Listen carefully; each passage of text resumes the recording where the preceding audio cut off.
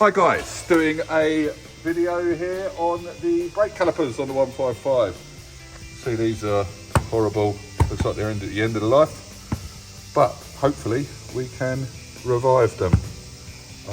I'm not sure if you can buy these, you probably can, but I wanted to test how it was good to do a refurbishment myself. Always wanted to do it, never have actually done it. So obviously we've just popped the piston out here, the gator seal and a little rubber inner seal. Same story on this side. So we found a brilliant company called Big Red.